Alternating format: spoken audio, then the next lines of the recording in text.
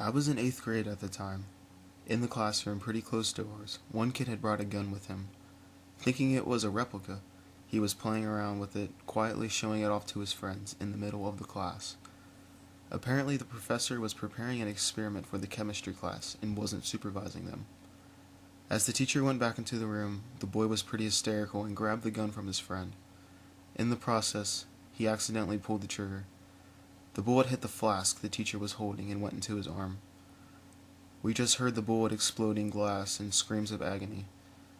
Our teacher told us to be quiet and went outside the room to check and see what happened at the chemistry lab. We really were silent, dead silent, which was pretty surprising for a class full of 14-year-olds. We were all in fear of what had happened and what would happen next. We had to stay in the classroom, but everyone was gathering around the windows when the ambulance and 2 police cars approached. The teacher had 2 surgeries and suffered from chemical burn. The boy got suspended. I never heard from him again. Fortunately, nobody lost their life. None of us ever forgot and kept the lesson of this incident.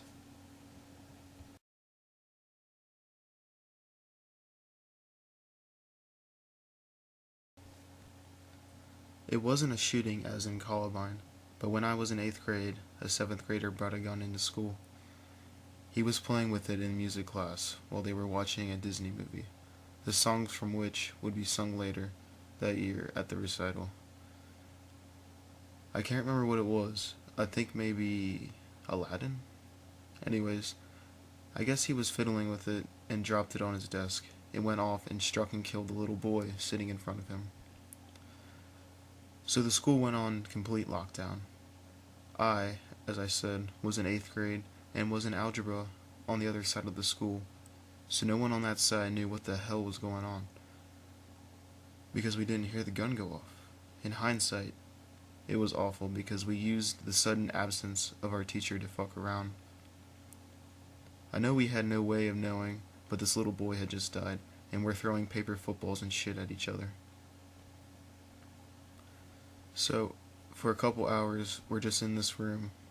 Our teacher, who normally is this super chill, mild-mannered guy, had been all, "No one leaves this damn room, or there will be hell to pay," or something like that. So we didn't. I don't think I even used the bathroom.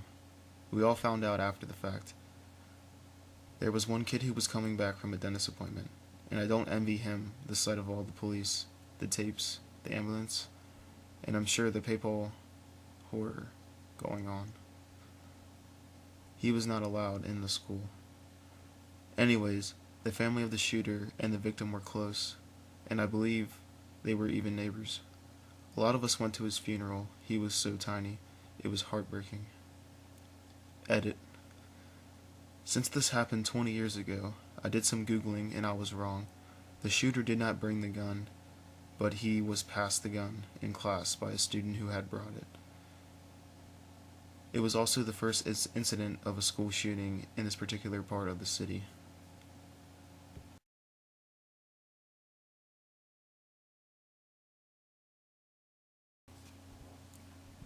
I was in my American history class at the time when the shooting happened.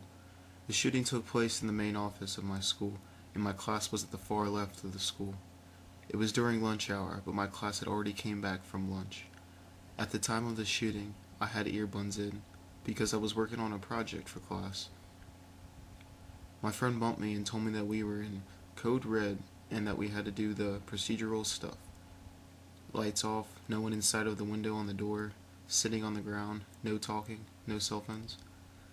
The no talking rule always gets broken because people want to hear what other people think what is going on. The year of the shooting, I was a freshman. The shooter was a senior and had been suspended due to doing donuts in the parking lot. He left school, did some K2, came back with his father's loaded handgun and shot the vice principal and principal. The principal survived, the vice principal did not. The student left the building and drove off somewhere, parked, and took his own life. The sad thing was that the vice principal had a son that taught at our school. I didn't have him as a teacher, but he took a few weeks off after the shooting. And all the while I was working on my American history project, not knowing what had happened until someone announced it on the intercom. After a couple of hours of being in code red, police started to escort classrooms outside the building. Rough next couple of days for some.